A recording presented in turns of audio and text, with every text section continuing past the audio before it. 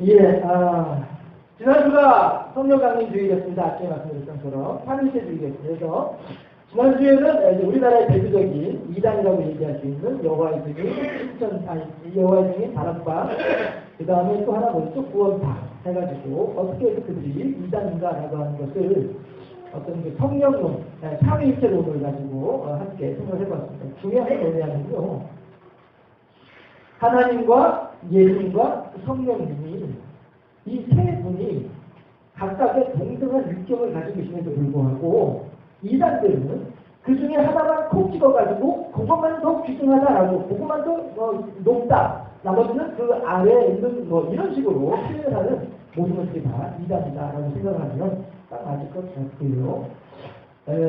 그리고 이제 또 이단들이 주로 저기 공격하는 것 가운데 하나가 뭐냐 하면, 혹시 당신의 교회 목사님 이런 거 설교해? 안 하지? 우리 목사님 이런 거 얼마나 설교 잘하는지 몰라. 왜 그러지 알아?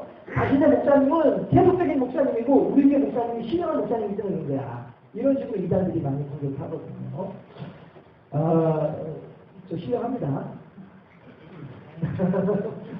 반응들이 별로.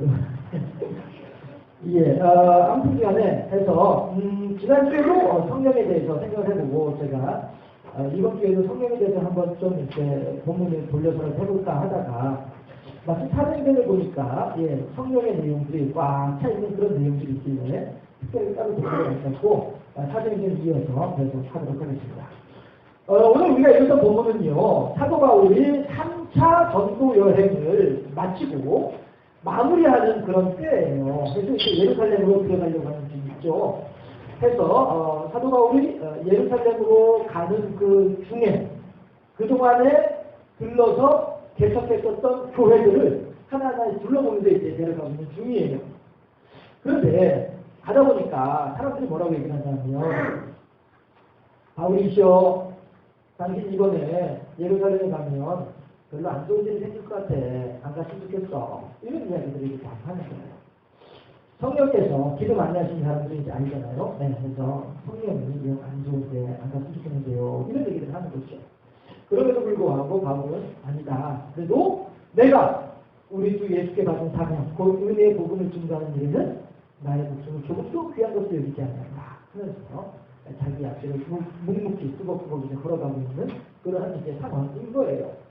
그런 측면에서 이 바울이 오늘은 어디에서 이제 설교를 하느냐 하면 드로아에서 설교를 하는 거죠.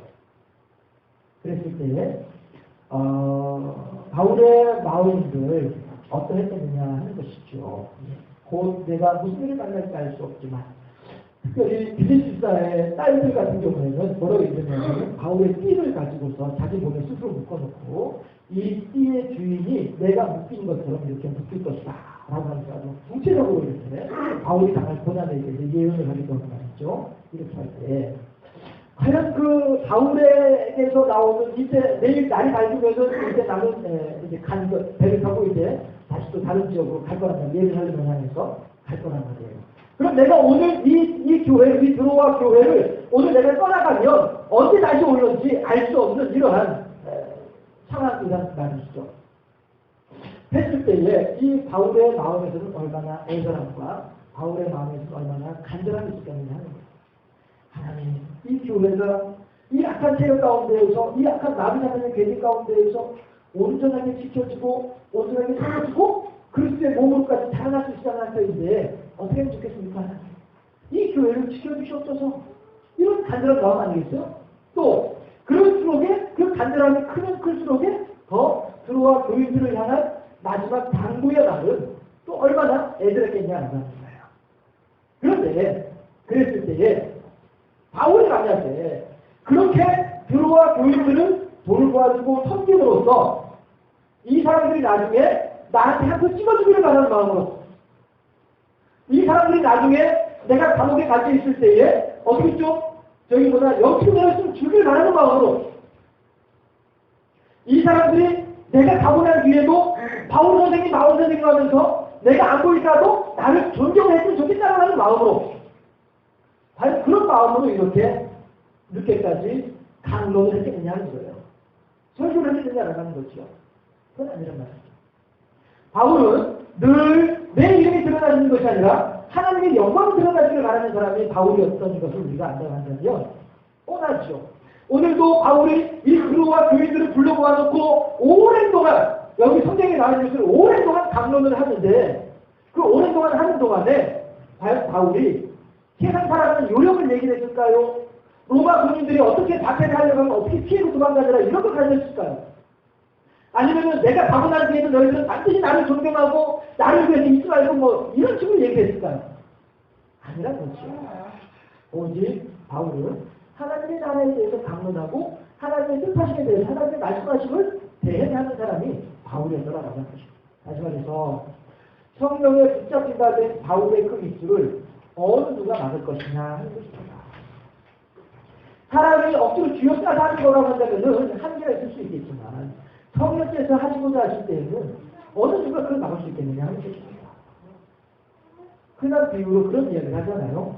아무리 전대통이고 아무리 난리통이라 할지라도 애기가 만삭이 돼서 나오려고 하면 나오는 거예요. 어느 누구도 막을 수 없어요. 나오려고 하는 그 힘을 누가 막을 거예요. 하나님의 창조의 질서이고 원리인데 어느 누가 그 하나님의 예정 말씀을 어느 누가 막을 수 있겠느냐 하는 거예요. 사도 바울의 입은 이 세상 무엇으로도 가로막을 수가 없습니다. 왜? 성령의 충만한 성령의 인도하심을 따라서 해나가는 그런 내용이 있기 때문에 바울에게 있는 성령의 충만한 역사를 우리들이 또한 가질 수 있어야 되겠다는 것이죠. 무슨 얘기예요? 하나님께서 내게 무엇을 말씀하시는지, 하나님께서 내게 어떤 내용을 듣기를 원하시는지, 하나님께서 내게 무엇을 말하기를 원하시는지, 우리들은 그렇게 늘 성령의 인도하심과 성령의 교통하심을 따라서 살아가야겠다라고 하는 것입니다. 다시 말씀드리시죠? 예, 우리들의 삶은 내 생각대로 살아가는 삶이 결코 아닙니다. 우리들의 삶은 나의 유익을 위해서 살아가는 삶이 결코 아닌 거죠. 우리들의 삶은 오직 하나님께서 내게 맡겨주신 사명을 따라가는 삶이다라고 하는 거예요. 이것이 아니고 내 생각대로 살아가려고 할 때에는 어떻게 해요? 흘러간 그 세월을 뒤돌아보는 주름진 그 얼굴에 일생에 칠 수밖에 없는 거예요. 내 인생을 내 마음대로 나의 욕심대로 나의 계획대로 살아가려고 하면은 그렇게 될 수밖에 없다는 것이죠. 그러나 오직 주의 말씀에 메인바 되고 주의 사랑하심에 메인바 되고 하나님의 인도하심에 메인바 되어져서 주께서 나를 어디로 이끌든지 가는 곳마다 그곳에서 예수의 향기를 날릴 수 있는 그런 사람이 된다고 한다면 그 사람이야말로 진정으로 복된 삶이 아니겠느냐 하는 것입니다. 양은 목자가 인도하는 대로 따라갑니다. 그리고 양은 목자가 인도하는 곳에서 목자가 먹으라고 하는 대로 먹습니다. 그리고 양은 그 자리에서 반드시 흔적을 남기죠. 입으로 들어가서 아래로 내려오는 반드시 흔적을 남기게 되는 것이에요. 그래서 우리들도 마찬가지로 목자가 우리들의 목자 되시는 하나님께서 우리들을 어디로 인도하시는지 간에 따라가면서 그곳에서 하나님의 생명을 먹고 그 다음에 그 생명의 흔적을 뿌려놓고 이 삶이 우리들에게는 진정으로 복되고 보람있는 삶이 될 것이다. 바울은 지금 그렇게 말씀에 붙잡힌 것에 평생을 그렇게 하나님의 인도하심을 따라 살았던 사람이 바울이다. 우리들 마찬가지로 내 뜻대로 살지 말고 사명대로 살아가는 우리 모두 될 수 있기를 바랍니다. 한번 다 같이 큰 소리로 한번 다짐하면서 한번 같이 따라 한번 해볼까요? 내 뜻대로 살지 말고 사명대로 살자. 정말이시죠? 내 안에 역사하신 하나님의 말씀하심을 따라서 내 안에 역사하신 성령의 교통하심을 따라서 하나님의 사명대로 살아가는 우리들이 된다면 바울과 같이 우리들 또한 다시 있는 삶을 살게 될 줄로 믿습니다. 그 다음에 성령은 누구와 또 같이 있었느냐 하면 드로아 교인들과 더불어 같이 있었어요. 드로아 교인들이요 모인 시간이 어느 때냐면 떡을 떼기 위해서 모였어요. 떡을 떼기 위해서 모인다고 하는 말은 무슨 말이냐면은 해가 지고 하루가 시작되었을 때에 그 시간에 같이 모여서 사랑의 교제를 나눕니다. 하루의 시작을 교우들과 더불어서 함께 이스라엘 사람들은 해가 지면 이제 하루가 시작되는 거니까요. 그 하루의 시작을 교우들과 더불어서 함께 사랑의 떡을 나누면서 시작하는 것이 이 사람들의 삶의 모습이란 말이죠. 해서 달력에서 보면은 빨간 날이 일요일이 제일 앞에 항상 오게 되어 있죠. 서양의 달력들이. 예. 이게 왜 그래요? 이 기독교 문화의 영향이다라는 것이죠. 해서 한 주의 시작을 주일로부터 시작하는 거예요. 한 주의 시작을 하나님과 더불어 살기 시작하는 거예요. 이게 기독교 문화였단 말이죠. 이것이 이제 비기독교 국가에서 그대로 이제 서양의 달력이 공급되면서 그냥 의례적으로 이렇게 달력에는 빨간 날이 제일 앞에 오는 걸로 하고 뭐 이렇게 이제 사람들이 생각을 하게 되는데 시작을 주님과 더불어 같이 한다라고 하는 것입니다. 그래서 저는 그런 말씀 드렸었죠. 유대인들은 달력을 만들 때에 아무튼 간에 7월 1일은 항상 안식일로 피스돼 있어요. 7월 1일을 중심으로 항상 이 달력을 새롭게 만드는 거예요. 만들다 보니까 이제 윤달이 1년에도 우리는 이제 윤달이 1년에 한 번 있나요? 3년에 4년에 3년에 한 번인가 4년에 한 번인가요? 아무튼 그렇게 하죠. 그런데 이스라엘 사람들 달력에서는 윤달이 1년에도 몇 번씩 들어가기도 해요. 왜냐하면 그거 맞추기 위해서 7월 1일을 안식일로 맞춰야 되는 거예요. 그런데 그거만 맞추는 것이 아니라 계절도 같이 감안을 해야 하다 보니까 달력이 1년에도 윤달이 몇 번씩 들어가고 이렇게 하는 이스라엘 사람들의 달력입니다. 어쨌든지 간에 이 사람들은 1년의 시작을 안식일로 시작을 해요. 그런 것처럼 우리들도 마찬가지로 오늘 이스라엘 사람들이 들어와 교인들이 그랬던 것처럼 하루의 시작을 교회 예배당에 모여서 교무들과 더불어 함께 떡을 떼면서 사랑을 나누면서 하루를 시작하고 있는 이 사람들이야말로 성령에 충만한 사람들이 아니겠느냐라고 하는 것입니다. 자, 왜냐하면 성도들이 건강한지 건강하지 않은지를 알아보는 방법이 있죠. 엄마들, 아기가 응가를 하면은 그거를 다 이렇게 살펴봐요. 살펴보고 냄새도 맡아보고 때로는 기저귀 이렇게 싹 비벼가지고 쫙 펴가지고 또 이렇게 살펴보기도 하고요. 왜 그래요? 아기의 건강 상태를 알 수 있는 거잖아요. 그렇죠? 냄새도 맡아보고 이게 엄마들이 그렇게 하잖아요. 영준아, 너도 그렇게 봤어.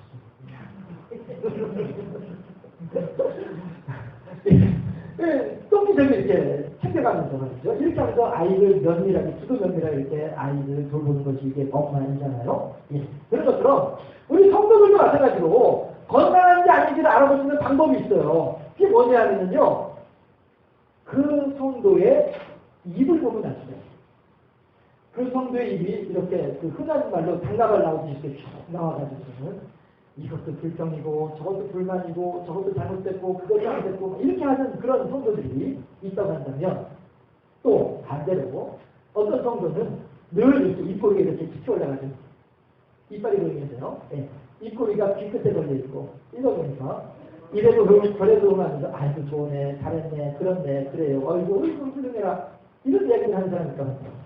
비유를 따지면 감사가 많은가 불평이 많은가를 봤을 때에 이 비유를 따져가지고 한 집에서 한 사람이 감사를 많이 하는지 한 사람이 불평을 많이 하는지를 보면 이 사람이 건강한 성도인지 아닌지를 알 수 있겠다라는 것입니다. 그런데 한 가지 좀 그건 있죠. 불평을 얘기하는 거하고 비평하는 거하고 다르죠. 불만을 제기하는 거하고 비평하는 거. 비평이라고 하는 말은 잘못된 지적질하는 걸 비평이라고 얘기하는 건 아닙니다. 그 사안에 대해서 다른 사람들과 더불어서 비교해가지고 평가하는 것. 이것이 비평이에요. 불만은 무조건 들어보지도 않고 잘못했어! 틀렸어! 안 돼! 이렇게 얘기하는 것이 불평이고요. 비평은 정확하게 그 상황을 파악하는 것이 비평이에요. 해서 불평과 비평은 다르다는 것을 우리가 먼저 생각해 보면서 그러나 어쨌든 건강한 성도라고 한다면 불평의 말보다는 감사의 말이 더 많은 성도가 건강한 성도가 아니겠는가 하는 것입니다. 여기 있는 분들한테 이렇게 한번 물어보시기 바랍니다. 저는 얼마나 건강할까요? 물어보세요. 당신이 보시기에 나는 얼마나 건강 같으세요? 물어보세요, 얼른. 많이 건강해요.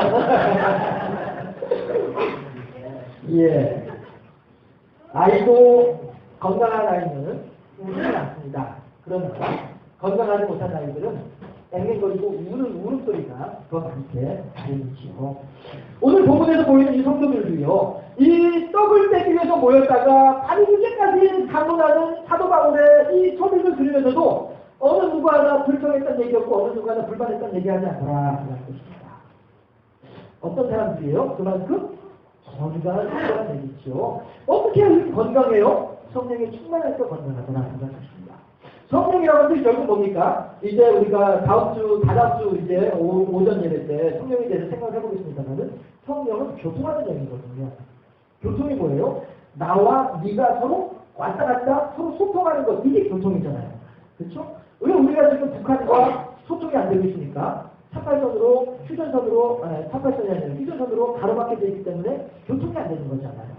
그렇잖아요? 그러나 이 휴전선이 무너지게 되면 그러면 얼마든지 북쪽과 남쪽이 서로 왔다 갔다 하다 보면은 하나가 되는 거죠. 서로 이렇게 소통을 하다 보면 하나가 되는 거죠. 물론 그 기간은 오래 걸리고 힘들겠지만 말이죠. 독일의 경우를 보게 되면 우선 통일된 직후에 서독 사람들이 무엇을 불평을 했느냐 하면 경제적으로 너무너무 어려워지니까 동북 사람들하고 이제 경제적인 차이가 있다 보니까 그들을 지원을 해주려고 하다 보니까 서독 사람들이 살기 힘들어져가지고 야 이거 통일을 되게한다 이런 얘기가 나올 정도로까지 이렇게 심각한 일들도 있었다고 하더라고요. 그걸 우리나라도 대략 짐작할 수 있겠죠. 어떤 일이 벌어질 것인가. 그래서 이제 어떤 사람들은 통일 비용을 미리 준비해놔야 된다 이런 얘기도 하기도 하는데 예. 어쨌든지 간에 이 소통이라고 하는 것이 있을 때에 그래야 이 사회가 건강해지게 되는 것이죠. 그런 것처럼 하나님과 우리들과의 소통이 있을 때에 하나님 뜻이 무엇인지 우리가 알고 우리들의 생각이 어떠한지를 하나님께 알아드리는 이러한 소통이 원활해질 때에 이것이 건강해지는 거란 말이죠. 사람이 왜 건강이 약해져요? 신진대사가 어려워지게 되면 힘들어지게 되면 건강 이상이 생긴 거잖아요. 성령으로 이 들어와 교인들은 성령으로 충만하여서 늘 이렇게 건강한 그런 성도의 모습들을 갖추고 있거나 하는 것이에요. 그런데 있잖아요. 또 하나 성령에 충만한 경우가 또 하나 있습니다. 누구냐 하면 유두고예요. 오늘 주보에 제목을 뭐라고 해놨죠? 설교의 제목을 위로자 유두고라고 했죠. 유두고를 우리들은 위로자라고 오늘 본문에서 얘기하고 있다 하는 거예요. 저도 설교를 위해서 이 본문을 묵상하는 중에 저도 이거는 새롭게 알았던 내용이 이 부분이기도 해요. 우리들은 그동안에 보통 뭐라고 얘기했냐면은 유두고를 아이고 그 만약에 정신없는 녀석 같은 이라고 그 심각한 상황에서 말이야 막 졸기 나고 말이야 그 높은 난간에서 말이야 떨어져가지고 이렇게 불나는 일찍이 나오고 이렇게 생각했었거든요. 저는 여러분은 아니시죠? 네, 여러분은 훌륭하신 분들이니까 그렇게 생각 안 하셨을 거예요. 저만 그렇게 생각했던 것 같아요. 그런데 이 묵상하는 중에 가만히 보니까 그게 아니더라고요. 그러고 보니까 오늘 아침 다시 점심 먹었던 분이 그런 말씀 하시던데 오늘 오전 예배를 어떻게 탁 빼먹고 오후에 나올까? 이렇게 생각을 하시는 분이 계시더라고 하는 얘기를 하는데 보세요. 우리는 유두고라고 하면 난간에 앉아 졸던 사람쯤으로 생각하고 마는데 다시 생각을 해보도록 하시죠. 여러분이라면 이 유두고만큼 피곤하다고 한다면 여러분은 어떻게 하셨겠습니까? 그렇죠. 직장은 밤새 끙끙 앓더라도 아침에 일어나면 또다시 비축비축 하면서라도 직장을 가요.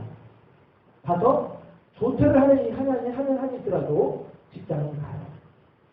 그런데 예배가 어때요? 오늘 하루 교회에 갈 줄 알까 할 때 그 마음 한두 번쯤은 경험해 보셨을 것이고 오늘 하는데 그 약간 참 좋겠는데 하는 그런 마음들 아마 많은 분들이 짐작하실 것이고 그런 마음들에 대해서 공감하신 분들이 계시지 않을까 싶습니다. 그러나 유튜브는 안 됩니다. 낮에도 밝은 대낮에 어느 누구보다도 열심히 일을 하고 젊은 혈기를 가지고 어느 누구보다도 열심히 살았던 사람이에요. 저녁에 이제 밥을 먹고 식사를 하고 잠을 자야만 할 때인데 그럼에도 불구하고 아니야 내가 육신의 안위를 위해서 잠을 자는 것보다는 우리 바울 선생님 이제 가시면 언제 오실지 모르는데 바울 선생님의 마지막 강론하는 말씀을 내가 들어야지. 그리고 예배당에 쫓아나오는 그 마음. 유두고라고 하는 사람은요. 그저 철없이 정신없이 난간에 앉아서 졸다가 그냥 떨어져 버리고 마는 불난지나 일으키는 이런 철부지가 결코 아닐 거라 알아가는 것이에요. 그러면 유두고는 어째서 굳이 그렇게 난간에 앉아 있었을까? 오늘 성경의 본문에 그 내용들이 단서가 나오는데 뭐냐 하면 한밤중에 되다 보니까 등불을 많이 켜놨어요. 전기가 아니고요. 등불이에요. 호롱불이란 말이죠. 그러면은 호롱불은 어떤 역할을 하나요? 공기 중에 있는 산소를 잡아당겨가지고 그래가지고 불을 피우는 게 호롱불이잖아요. 많이 펴놨어요. 환하게 펴놨어요. 거기다가 또 사람들 또한 한두 사람 모였겠어요? 그 방에 꽉 차도록 모여있었겠죠. 어때요? 공기가 탁해요. 이거는 성경의 본문 내용을 가지고 짐작해보는 거예요. 예, 공기가 탁했을 거란 말이죠. 많은 사람들이 모여있는 곳에 많은 불을 켜놓으니까 더 공기가 탁하죠. 그리고 사람들은 바울 선생의 그 말을 귀다가 듣기 위해 다들 거기에 막 집중하고 있어요. 조용해요. 지금 여러분들 집중하고 있어요. 이런 상태에서 한낮에 그렇게 피곤하게 있었던 유두고는 힘든 거예요. 그렇다고 해서 꼬박꼬박 졸자니 바울 선생님의 한가지 말씀 너무 귀하니까 졸 수는 없어요. 그래서 어떻게 해요? 바깥으로 나온 거예요. 그래서 시원한 바람이 들어오는 난간에 앉아 있었던 거예요. 그래서 정신을 집중해가지고 바울 선생님의 말을 듣는 중이었는데 그럼에도 불구하고 베드로 요한 야고보처럼 마음은 온도돼 육신이 약한 놈이 나해서 졸았어요. 우리들이 한번 자면은 저도 마찬가지고요. 저도 명색이 목사니까 이러지. 이런 얘기하면 여러분 어떨지 모르겠습니다만은 저는 참 제가 목사가 된 것이 너무너무 감사하다 생각할 때가 덜 있어요. 그러면서 전 여러분이 참 훌륭하다라고 얘기해줄 때가 덜 있어요. 왜냐하면 나 같았으면 지금 좀 신앙생활 하고 있을까? 만약에 내가 평신도였으면 지금쯤 내가 교회 다니고 있을까? 의심스러울 때가 있어요. 그냥 여러분 들으시라고 하는 얘기가 아니라 때로는 제 솔직한 제 고백이기도 해요. 그래서 그럴 때마다 하나님 저의 그 승질머리를 아시니까 저를 목사라고 한 이름으로 딱 하나님의 은혜 안에 붙잡아 주셔서 너무 감사합니다. 이런 고백을 할 때가 저는 있거든요. 유두고라고 하는 청년은요, 이렇게 훌륭한 사람이었단 것이죠. 유두고라고 하는 청년은 이렇게 신실한 사람이었단 말이에요. 베드로 요한 야고보가 예수께서 눈물을 흘리면서 그 몸에서 땀을 흘리는데 마치 핏방울이 뚝 떨어지듯이 그렇게 땀을 흘려가면서 진액을 짜내면서 개정하다는 말 자체가 기름 짜는 틀이니까 진액을 온 몸에 진액을 짜내듯이 그렇게 기도를 하는 그 심각한 순간에도 과연 베드로 요한 야고보가 예수님에 대한 사랑이 예수님에 대한 충성이 부족해서 그랬을까요? 예수께서 말씀하시잖아요. 마음은 어느로 내 육신이 약하니라. 유두고를 향해서도 성경에서 그렇게 말씀하실 것 같아요. 그래, 네 마음은 잘 안다. 그런데 네 육신이 약하니까 안다. 보세요. 저는요, 해서 그 이후에 왜 하나님께서 유두고를 살려주셨는지, 그죠? 사도 바울이 베풀었던 여러 가지 기적 가운데 하나쯤으로만 생각을 했었어요. 그런데 12절에서 어떻게 해요? 교인들이 유두고 때문에 많이 위로를 얻었다고 얘기를 하는 거예요. 야, 이거 봐라. 다시 생각해보게 되는 거예요. 아하, 그렇구나. 정말로 그렇게 신실했고, 정말로 그렇게 정신했고, 정말로 그렇게 훌륭했던 그 유두고가 정말로 그렇게 난간에 떨어져서 죽어서 간다면 유두고 본인에게도 안타까운 일이지만 교인들에게도 안타까운 일이었겠다. 유두고의 위치, 유두고의 들어와 교회 내에서의 위치가 귀하면 귀할수록에 유두고는 그런 식으로 죽으면 안 되는 거예요. 괜찮아요? 도리어 그 유두고를 전화 위로, 그렇죠? 예, 마귀는 그렇게 해서 유두고를 죽게 만들고 그렇게 해서 바울이 떠난 들어와 교회를 진전하게 만들어 보려고 했지만 하나님께서는 바울을 통하여서 그 유두고를 살려주심으로 말미암아 그렇구나. 끝을 만드신 거야. 우리들이 하나님을 향해서 헌신하고 우리들이 하나님에게 충성하고 우리들이 하나님 향해서 나아가게 될 때에 그 끝을 반드시 있구나. 우리들의 모든 노고에 대해서 하나님께서 반드시 응답하실 때가 있구나. 우리들은 유두고를 통해서 위로를 받을 수 있겠다는 것입니다. 그렇잖아요. 하나님께서 마지막 심판의 보좌 앞에서 생명책에 쓰여져 있는 우리들의 모습을 보면서 아유 그래 예수께서 분명히 그러겠죠.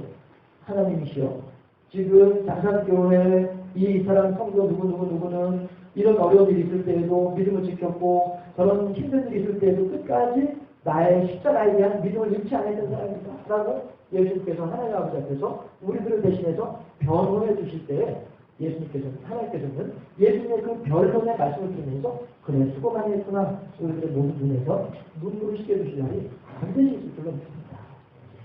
유수보는 들어와 교회에 위로 쌓였어요.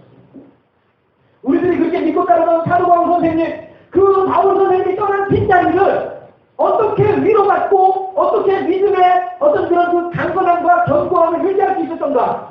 결국에는 힘들 갈수록 보게 되면은 다시 나타난 유수보를 바라보면서 역시 하나님의 끝이 있구나, 우리들의 거난 싸움은 반드시 하나님이 응답하시는구나라고 하는 사실에 대해서 확신할 수 있었더라는 것이죠. 들어와 교회는, 우리 교회가 들어와 교회는 하나님의 위로를 충만히 받을 수 있는 그런 교회가 될 수 있기를 바랍니다. 이 자리에 모인 여러분들 모두가 각자를 향한 유수보와 같은 위로자로 세워질 수 있기를 주님의 이름으로 축원합니다. 하나님이 그렇게 우리들 모두에게 성령의 충만함으로 역사하시기를 주님의 이름으로 축원합니다. 그렇게 내가 하나님을 향하여서, 하나님의 백성들을 향하여서 하나님의 위로자로 아름답게 세워지게 될 때에, 그렇게 쓰임받게 될 때에 하나님께서는 그런 우리들의 삶을 열려가지고 열두침전으로 밤낮 노를 닫지 아니하는 성의 영화로움으로 응답하여 주시기로 믿습니다. 기도하겠습니다. 좋으신 아버지 하나님,